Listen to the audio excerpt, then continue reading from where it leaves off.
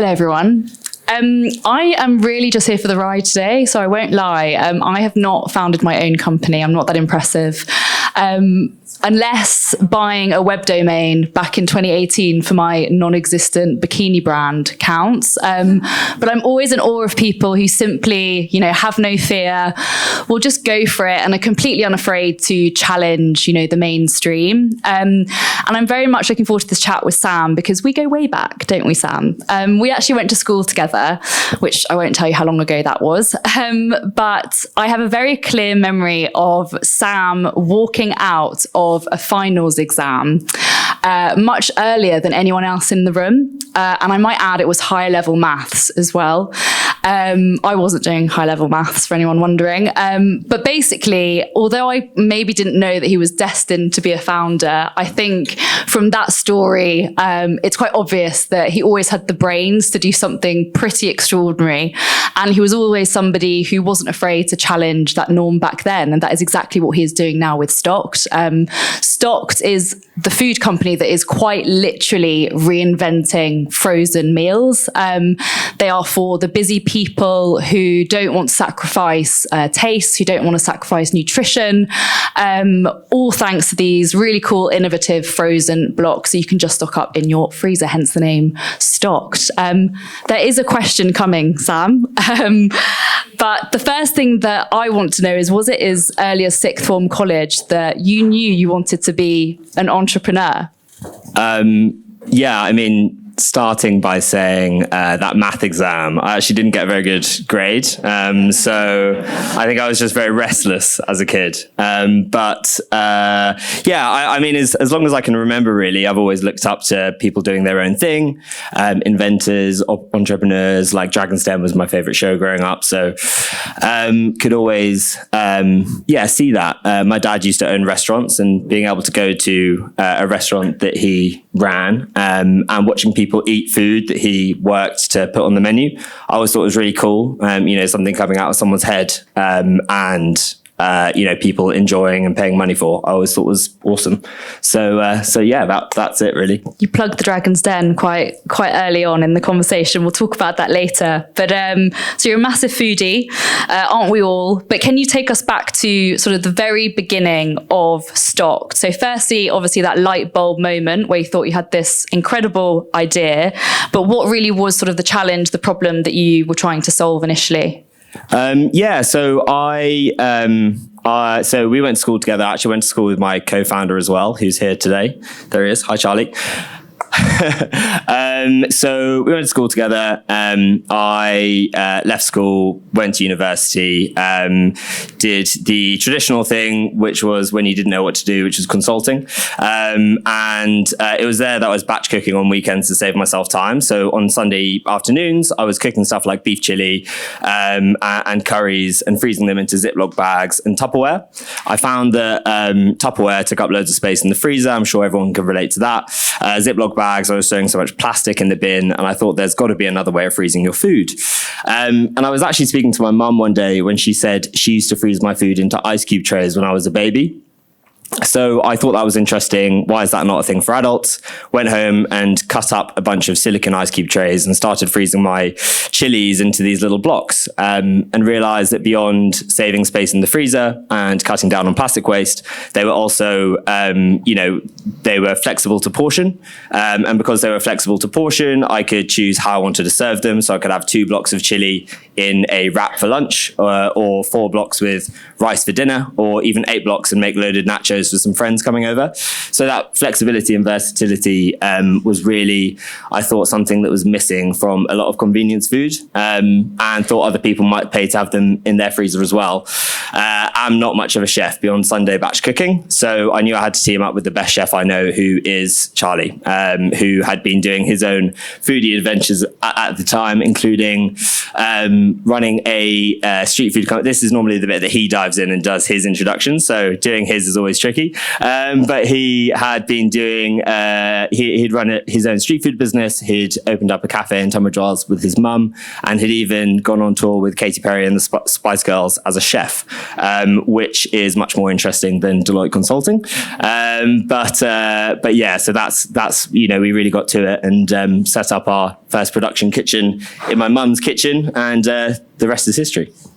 Amazing. And I think that we can all agree that the idea is pretty brilliant. If you've not tried Stocked, I motivate you to do so. They are really, really delicious. And I'm sure that a lot of people here are your target audience, very, very busy individuals who don't always have the time and energy for a home cooked meal, but still want that on the table at the end of their day. And so obviously we all have ideas. Some are evidently better than others. When was that kind of aha moment for you where you thought, okay, I'm actually onto something here and it's worth, building a company around, basically? Someone told me very early on that good ideas either sound brilliant from the start or they sound ridiculous from the start. I'd say mine was in the latter. So, that was something to overcome. But we at every point in the journey have tried to validate exactly, whether this actually makes sense. So what we've done is essentially taken a normal portion that you'd find in a supermarket ready meal, and divided it into 4 smaller portions. So, if all of our customers are having 4 blocks every time, then, the data is telling us that there's no point in even dividing them up in the first place. So along each step, even when we were in my mum's kitchen doing tiny batches and selling them in these little cardboard boxes, we were looking for data to tell us okay, well, people might be saying one thing, but we know how people are actually using the product. And if they're using them in a way that doesn't exist elsewhere, then, it has a place. And so throughout the journey, we've just tried to understand from our customers, through surveys and interviews, exactly how they're using it, and using that to justify, the idea. But it also goes into the more you hear from customers, the more customers that you get. That's where you can get a lot of validation about the idea. We've had some amazing stories, as I'm sure any other founders, sort of when they hear from their customers about what it can do for them. It's always the best part of running a business, I feel. And we've had some, for example, one of our customers, Marie, has a young girl called Amelia who has epilepsy, and was advised to go on the keto diet, and she just really struggled. She's a full-time working mum, a single mum, and really struggled to be able to feed her child the meals that she needed. And Stocked was a massive lifesaver for her. So she'd literally message us, every week saying how important it was and how valuable it was for her and her family. So I think that was, hearing stories like that really make you think, okay, well, no matter what else happens, at least we're making a difference for a few people. So, I think that sort of thing always keeps you going. That's a pretty incredible story. And also I can imagine that hearing all of those, real authentic stories have enabled you or helped you to kind of shape your products along the way throughout your journey. And tapping into obviously the real customer need, the customer value is always so valuable. So you're at a point where you've started a company. It's more than just a web domain that you've bought on the internet. And there are obviously so many moving parts and so many things that are happening. It's quite a chaotic environment, I assume. And it's just the two of you and Charlie. Were there trade-offs during that time in terms of, supply channels, product, media, etc.? If so, do you want to tell us a little bit about them in those early stages? It's just a series of trade-offs, isn't it? So early on, you, I think, have a vision for building the perfect business where, the packaging is fully compostable and you're using organic ingredients from locally sourced farmers and all of these things. And you have massive dreams. And then, you, I think, really have to prioritize what's really important for the brand and going forward, because otherwise someone else is going to take advantage of the system and exist in your place, and you're just gonna not be able to sell a product that's commercially viable. So you do have to make a lot of decisions and think about okay, what is the reason that people are coming to us, and making compromises where you have to around the rest of it. They still taste really good, by the way, so we're not compromising there. But yeah, I think that's that's a big part of making trade-offs. And obviously hindsight is a very beautiful thing. If you look back on your journey today, is there anything that you would have done differently? Yeah, I think if I was starting today, there's a ton that we would do differently. But I think if we were to rewind the clocks, I'm not sure we really had too many choices. We didn't raise a huge amount of money to get ourselves off the ground, a lot of which went into fitting out a kitchen. So there was, we made some mistakes for sure. I think we focused a little bit too much on the product and the ops side of things and not necessarily thinking about the business model. As a subscription food business, we didn't launch a subscription until 6 months after launch, which wasn't great for retention. So yeah, I'd say, we definitely really think about how that business model works straight from the outset. I mean, we were very naive about the whole thing and focused far too much on the product and the ops. But like I say, we didn't have a ton to sink into digital marketing at the time. So, we were out on the streets flyering and that sort of thing. So yeah, there's tons of learnings. But yeah, we did the best we could. You did pretty well. I mean, also, I suppose a healthy way of looking at it is that any mistakes that you did make, it's better to sort of have no regrets and just understand, obviously, the universe has its plan for you. It led you to where you are today. So without those mistakes, you may not be here, in this position, right? And so I'm told when you're a founder in those early stages, it's all about kind of moving fast more than anything. And as long as you keep moving forward and alive, obviously, then it's a win. So if you had to give founders here today in the room a piece of advice or a shortcut, actually, whether that is a system or a tool, a framework that has really helped you and Charlie to kind of maintain that pace or move that bit quicker, what would that be? Yeah, Charlie and I have shopped around of like the best ways to operate as a pair. I mean, firstly, key piece of advice to actually get a co-founder. I think it's so valuable in the early days for so many reasons. I mean, second pair of hands, but also someone to despair with when things are going wrong and someone to celebrate with when things are going great. So we both say that's like one of the best things that we have going for us is the fact that we've got a co-founder that we really respect and enjoy working with. So, but we have done a lot of shopping around for different systems and frameworks, and there's a ton out there. And we've tried to take what we can from certain things. And we've started working with something recently called, it's from a system called the EOS system. I'm not sure if anyone's heard of that, Entrepreneur's operating system, but essentially what it is it's based around weekly meetings where you spend 90 minutes as your senior leadership team, which is me and Charlie, and we spend 90 minutes, and the agenda for it is so tight. Like you spend 5 minutes talking about wins, set the mood right. Spend 5 minutes talking about the scorecard. So you look at every number across the business that's most important to you. And then I think the important thing is that you're framing all the sort of serious energy you have to put into the business around a few very key strategical focus areas. So you really can focus on those things. And so every meeting you're for 90 minutes talking about these 3 or 4 sort of strategical areas and really moving at pace towards them, breaking apart any issues. So you've got dedicated time where you can really dive into issues, take them apart, understand how you're going to get through it, and then make an action plan. But so by the time next week comes around, you've already sort of solved it. So yeah, I'd say that has been quite key towards the second half of this year, where we've really wanted to turn up the speed on a few of the things we're doing. To make sure that we're always moving at pace. So yeah, I'd recommend that to anyone. We've sort of cherry picked from this system what we want to bring into our business, but I have spoken to a few founders where the whole thing is pretty valuable for them as well. Perfect. Well, thank you for sharing. I'm sure that will be very insightful for those in the room.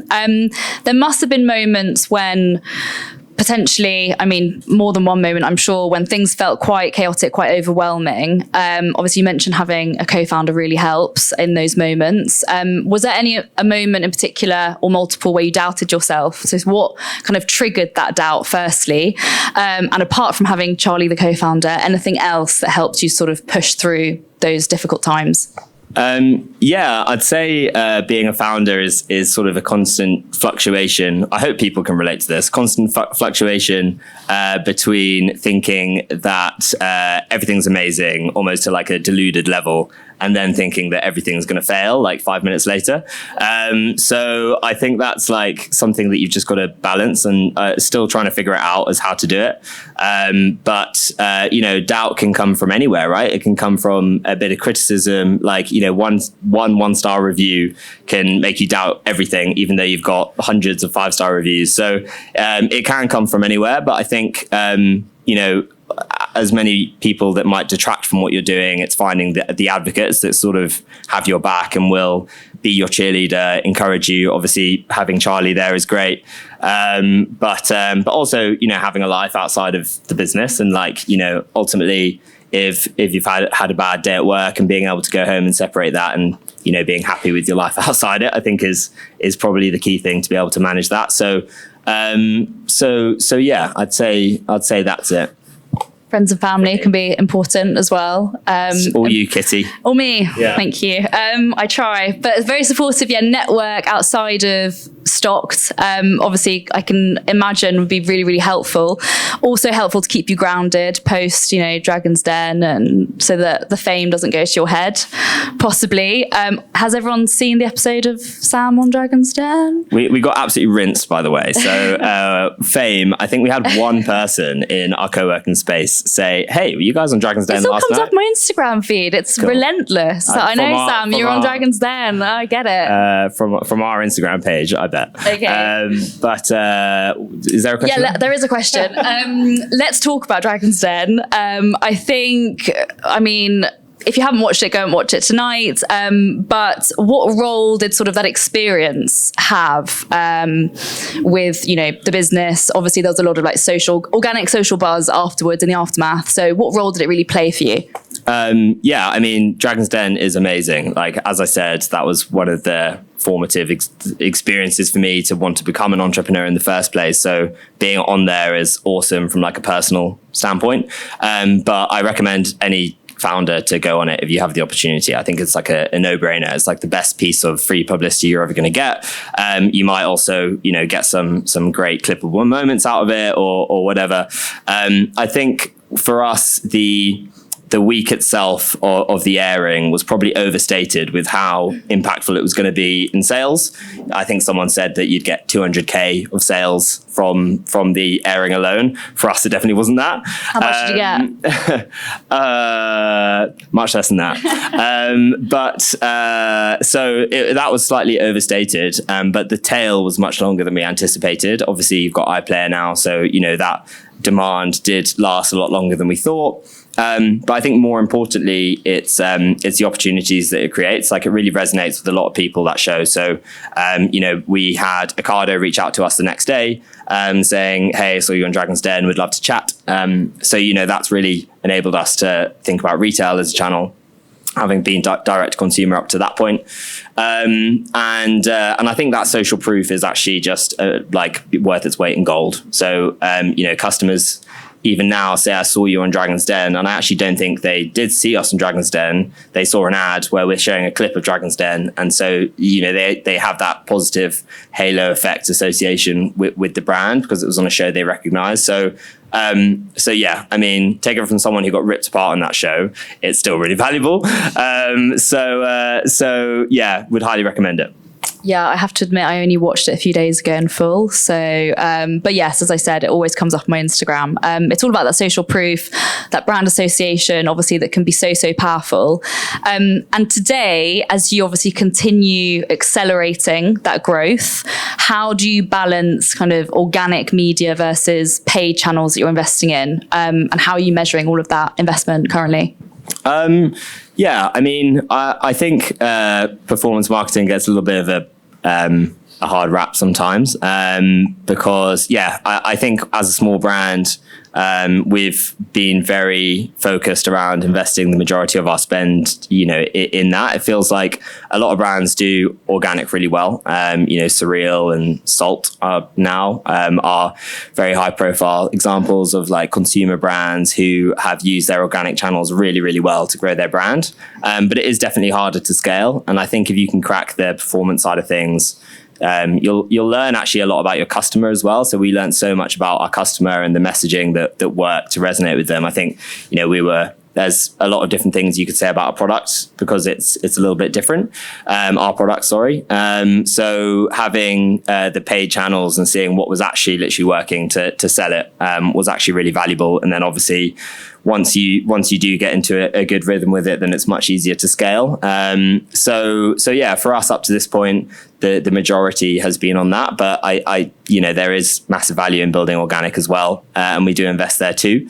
A lot of it is making sure our customers are educated, but we've also seen good success with cross collaborations and bringing in other people's organic traffic through partnerships. So hopefully some partnerships coming soon. But organic can be all the way down to building a community as well, and I think that's one of the most valuable things we've seen in the last year and a half was working on building for us a Facebook group, but a community of people who use the product, and sort of going back to that like validation point. It's like having somewhere that people without really much intervention are sort of interacting with your product and your brand and talking about it in such a great way, and investing time and effort in creating that and nurturing it, I think has been really valuable as well. But yeah, so up to this point it's been mainly performance, but as we really think about retail as a more realistic channel, then I think that's likely to change. And obviously the numbers are super important, especially in these early stages. But we know that food as a product is obviously super emotional. Like we've spoken about, those customer stories that are super authentic, but also, food brings people together quite simply. And you mentioned community as well. You've got that community on Facebook that does really well, and leaning into that is super important. But from like a sort of creative strategy standpoint, obviously your creatives that you're putting out into the world are very much a reflection of the brand. How do you kind of maintain that authenticity as you grow? How are you using sort of storytelling in your media? Like obviously it's a lot of you and Charlie, which is great, but is there anything else that you can kind of share in terms of creative strategy to connect with your audience on like a real level? Yeah, Charlie and I have always been quite like core to the brand. We started out, delivering them by hand ourselves at the back of my beat up Toyota Yaris. So we've always been very core to the customer experience and the brand. A lot of emails are still signed off from us and all that sort of stuff. So we try and be front and center, like still calling customers when something goes wrong and being as close to them as possible.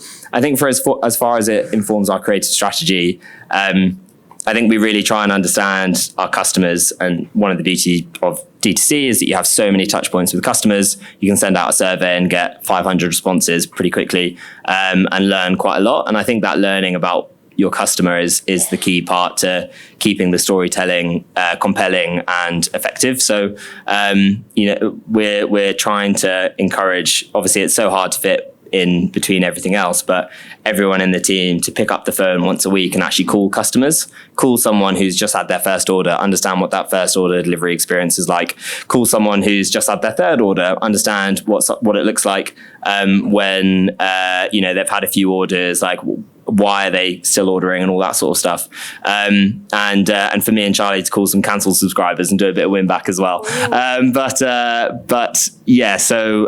I think being close to the customer is the main thing to inform that creative.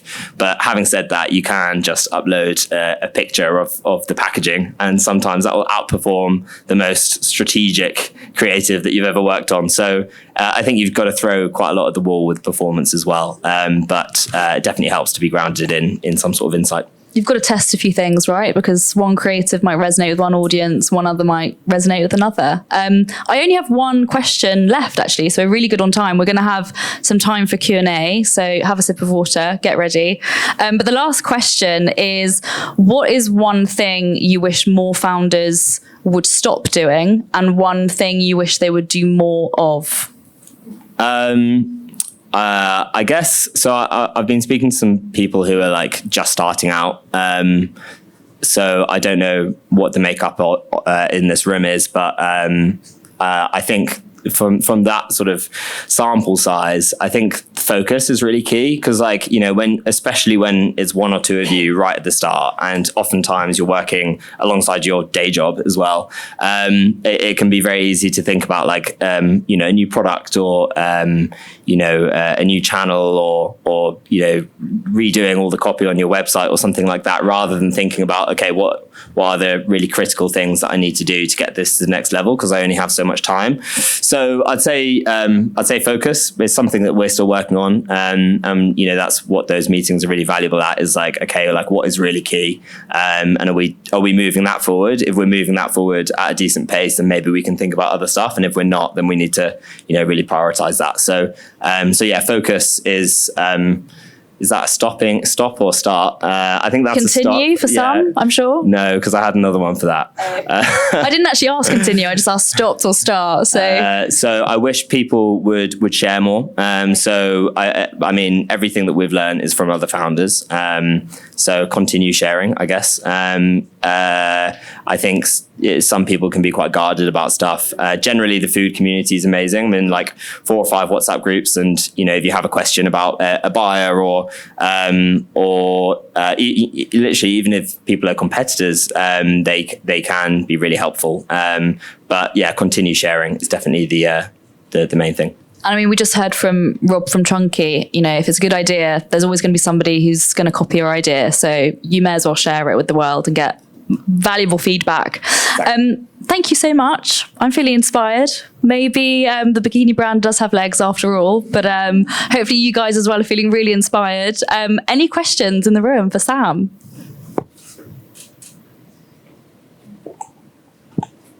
Hi there. Also in food industry. So I'm just wondering, at the beginning, you guys are very much D2C. Was there any point in time when you explored retail as a strategy? Did you have any pitfalls running into it? To dragons, I know that one was difficult. Yeah, I think we did definitely consider retail from the start. I mean, as a food business, obviously it's the most obvious place to go. I think naively, a lot of starting a direct consumer, it felt like the only thing we could do. There's certain barriers to the frozen aisle, particularly in the UK at the moment, with regards to price point and, you know, expectations, I think. So, you know, the frozen aisle in the UK is often perceived as a very low quality and budget brand. And there are some fantastic brands that are working really hard to change that. But unfortunately, that is something that we're always coming up against. And it feels like even since starting, that has changed quite a lot, which, you know, feels like now there is an opportunity for us to go into retail. But at that time, it didn't actually feel that was the case. So we knew that it was also possible to build a brand direct to consumer. And so that's where we started. And we just really leaned into that and I guess focused on that for the first few years. Did you raise on that first point? So we did. We both put our savings into it initially, and then we got some early customer data.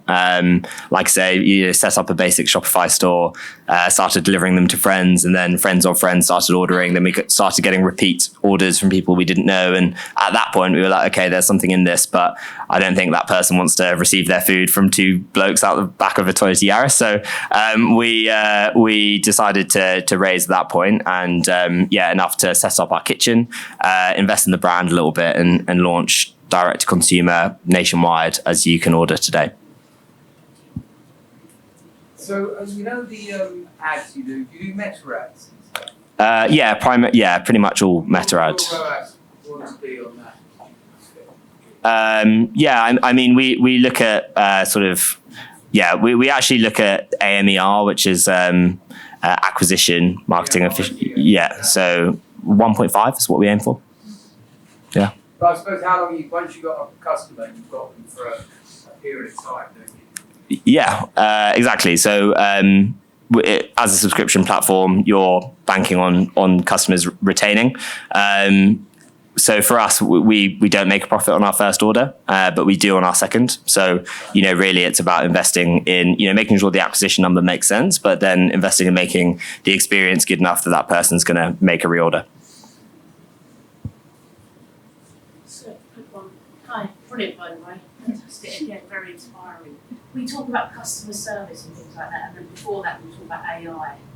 So when you look at, you've raised some money and so on and so forth, what do you see your team looking like? Are they going to be AI agents? Are they going to, there's going to be Freddie's flowers? Every corner now still Freddie's out with the flowers. Yeah. What's going on? Yeah, I guess we really wanted and probably to a fault, we've invested in our customer service, particularly to feel as human as possible. That was me basically for the first 3 years of the business, answering WhatsApp. So we send out a WhatsApp to every customer who's receiving an order of stock every week. And so, they can actually cancel with us over WhatsApp if they want. So it actually probably hurts retention, but in as far as our brand goes, it's important for us to offer a subscription that actually will let you cancel even if you've placed an order. So, but the reason we do that is to sort of start that, to keep that relationship with the customer, keep it human. So as soon as it wasn't manageable for me to do that in my evenings, which was January this year, we brought on someone into customer service who could help. And I think that is, I don't think we ever want to use bots. We really want to stick to, real people, real food, and leaning into that. So, I'd say no AI agents in the near future. Apart from, I use ChatGPT quite a lot, don't get me wrong, but not to speak to customers. I think that's all we've got time for. But thank you so much. I think there's also another slide that might appear now. Yes, with the Stocked branded profile on Spotify. So if you would like to search Stocked on Spotify, you will find, it doesn't look like it, but you will find a playlist. There is a playlist designed by Sam to basically accompany your Stocked cooking experience. So please do that tonight as you're cooking your dinner and think of Sam. And if you want to do some Spotify ads as well, come and talk to me afterwards. Thank you. Thank you.